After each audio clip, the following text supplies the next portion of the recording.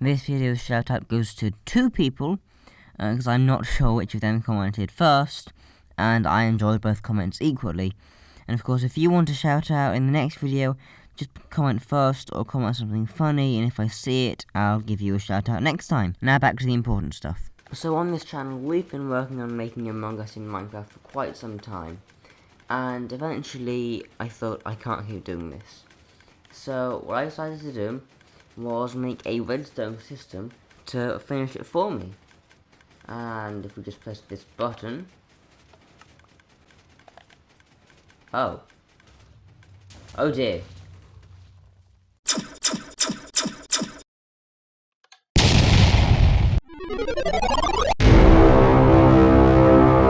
My name's Dobby and welcome to Gameception episodes 3? Let's say 3. In the last episode we made a whole lot of redstone spaghetti. This was of course for the admin system, to tell you how many people are in a room. That is what admin does. So we got a lot of stuff done. And as I said, today we're going to work on sabotages. And I have to say, it feels so good after Phoenix Craft to be back in my own skin. For those of you who don't know, our new survival series, Phoenix Craft, due to technical difficulties, we had to swap accounts and various other problems happened, so we couldn't have skins, and my player had the word Dibby above their head, even though I'm Dobby, and vice versa for Dibby. So yes, this is my skin. Hello, and let's get started. Okay, first sabotage is done, and here it is. So I decided that I didn't want to have even more redstone spaghetti if I could help it. So this section here, I marked with this tail of redstone blocks. I decided would be the sort of hub for sabotages. So if you're here and you understand what the redstone is, you should be able to tell everything that's going on with the sabotages. That shouldn't be there. Much better. Yeah, so this, let me start again. And I put a barrel in every single room. Where's the one in here? There it is, in this hole. They were all set into the floor slightly. Let me start that again. I was originally going to have a piston that could come and cover up the barrel if another sabotage were in place. But that's a lot of barrels and pistons, and therefore lots of redstone spaghetti. So I decided that I'd just block it off with one thing at the sabotage hub instead of individual things. And if you tried to sabotage using the barrels, it just won't go through. So there are 4 items. We have, where are they? A sabotage reactor, we've got some TNT. Sabotage O2, we've got some glass, because I don't know. Sabotage lights, some glowstone, and then sabotage comms is a sign. So the imposter will be given each of those items, and then some rooms have them set into the floor, like in there. Some have them behind fences like that. And there's one in navigation. I believe it's both. Yeah, there we go. So you do have to. That's not how I open a barrel. You have to kind of jump. No, I'm really bad at this. There we go. You have to jump to reach the barrel, but you can. And then you put your item in whichever sabotage you want to do. There's a chain of hoppers running underneath every single barrel all across the map. It does take some time, and I'm not entirely sure the entire thing is loaded at once, depending on where you are. So if you're the imposter and you notice your sabotage is taking an extremely long time, I would recommend that you just make your way to storage or perhaps comms, just to try and load the path of the hoppers. We want the maximum simulation distance, but this being Bedrock Edition still isn't that high, it's 10 chunks. Anyway, so the item makes its way along the hopper chain to here. It gets sent up through this water stream into an item filter. Small problem with the sign, obviously signs are staggered to 16, not 64, so they have a slightly higher comparative signal, which is why there's 10 bedrocks instead of 11 on all of them. And then all it does is pass through to here and get dispensed, dropped even out. There would normally be lava here, but I want to pick up the items again if I need to do more testing. But each item will pass through a respective hopper here at one point or another, which will give us a short pulse through one of these pistons. And so reactor is the first one, which goes up here, which activates this dropper, so we get the bedrock in there. And the bedrock then activates this comparator, which I'll get to this system later, but it also, I can't get around, goes round here, there, which is going to turn off this torch. So we have enough items in here for exactly 30 seconds, which is the time for the reactor sabotage. So then the items, now this redstone block here, by the way, stays there, so items just make their way into here. If all the items are gone, this comparator turns off, this torch turns on, the item here goes into the hopper. If this comparator turns on, it's game over. Imposters win. So the crewmates want to try and avoid that, so they need to fix it before the last item goes into that hopper. And once they've done that, again, I'll get to how that works in a second, it would basically just extend this piston here, which shoots the item back there, which then turns off this comparator.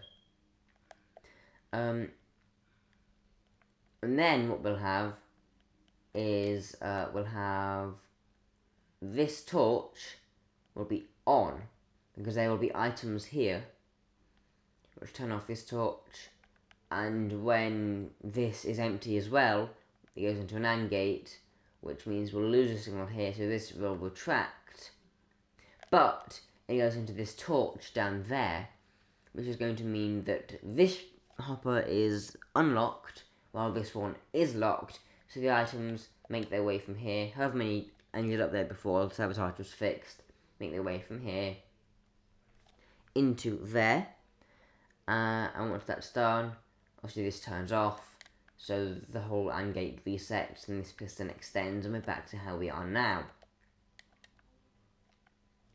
The other thing that this dropper does is extends this here.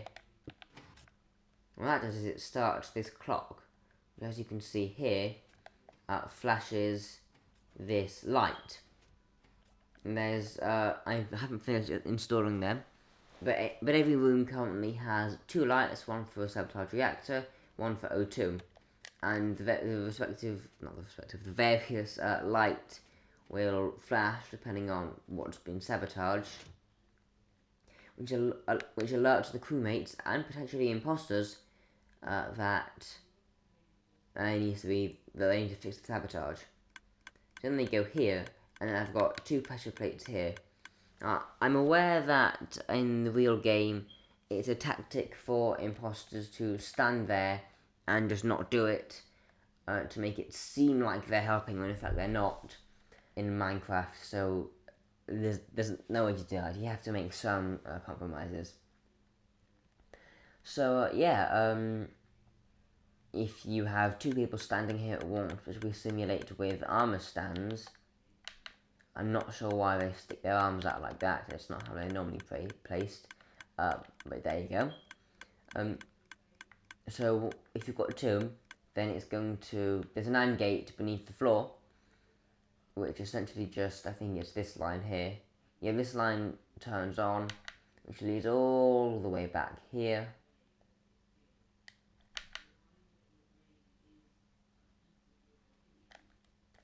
So that piston from before, which is now extended.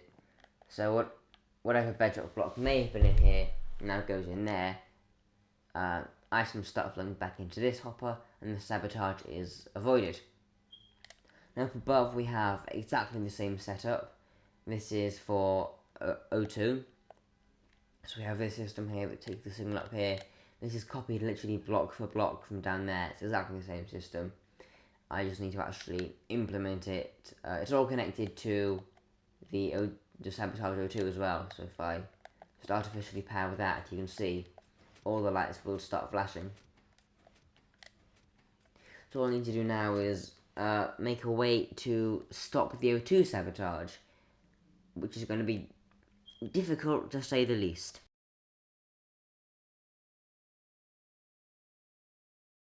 So originally I did this cool thing where I kind of walked you through every step of designing the redstone, but that went out the window.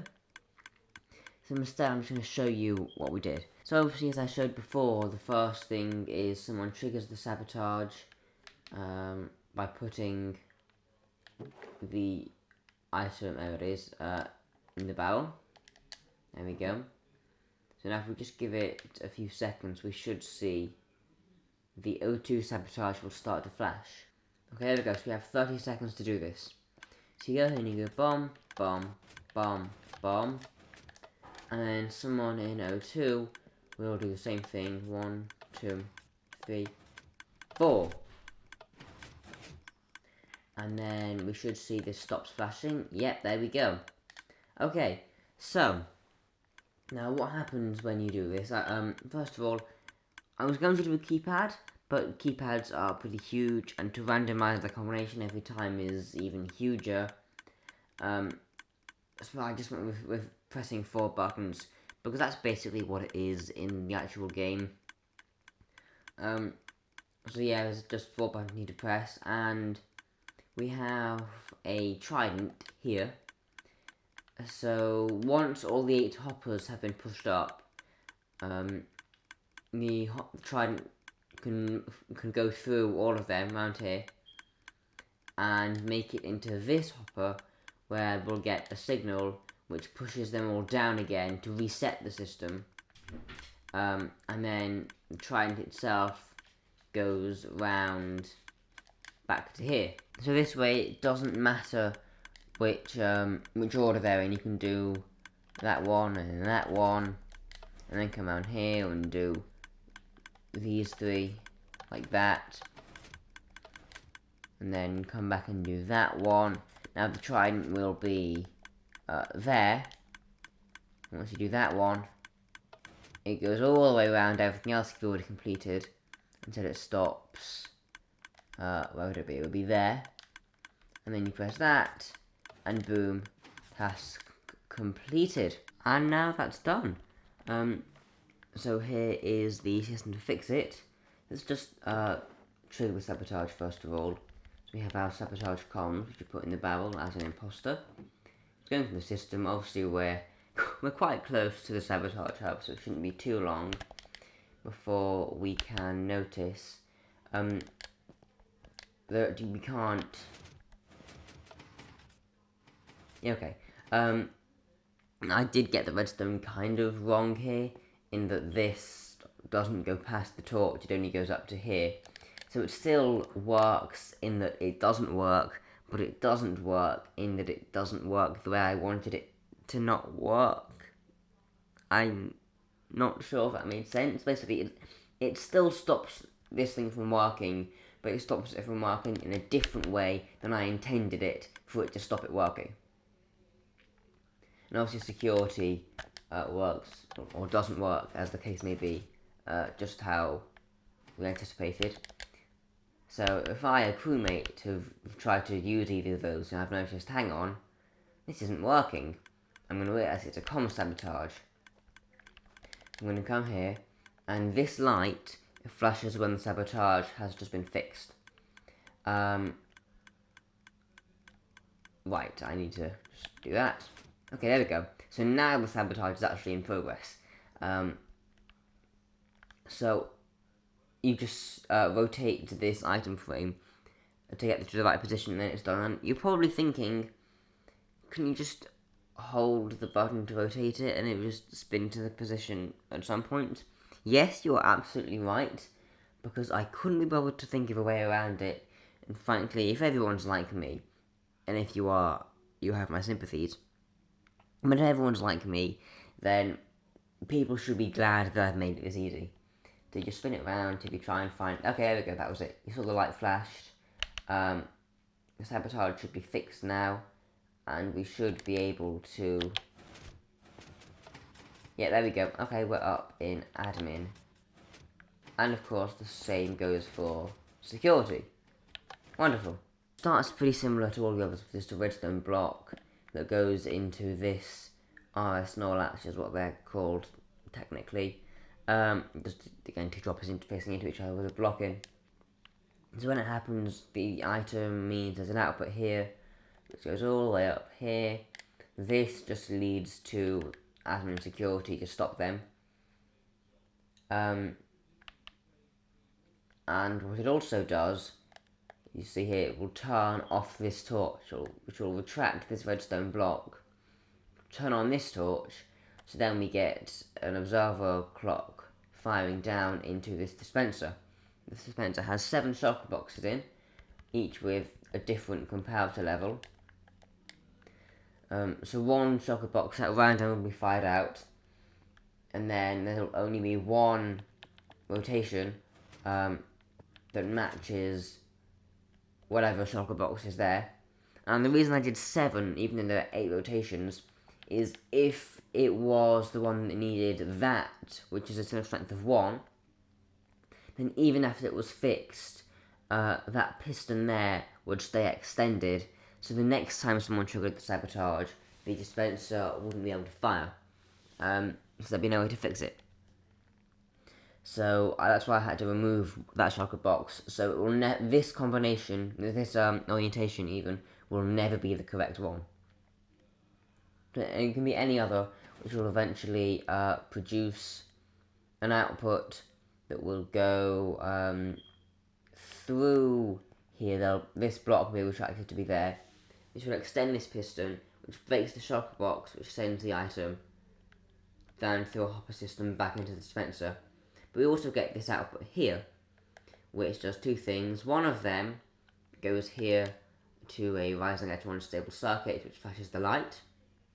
The other branch of the redstone goes down here all the way back to the T flip-flop and resets it to the block is back here. So now what's left to do is electrical, which is pretty simple in theory. It's literally just the most basic redstone system. This. That's not a torch, that's a torch. Just lights.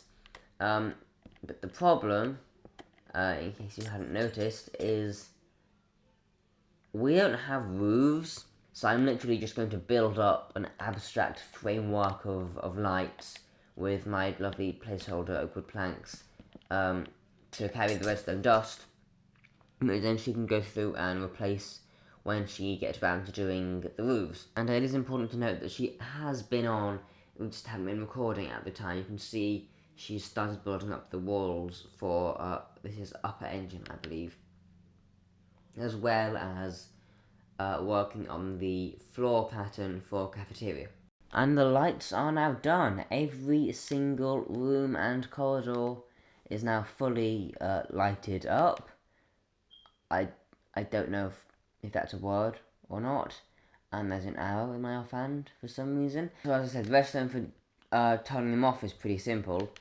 The complicated part is turning them on again. If we just trigger sabotage there, it should take a few seconds, but eventually we should see all these lights switch off. By the way, you may recognise these lights from the clip when I showed you the O2 sabotage, because I recorded that about 2 seconds ago. Any second now. There we go. Okay. That wasn't a cut or anything. I know it looks kind of shady. I just looked down because I was bored.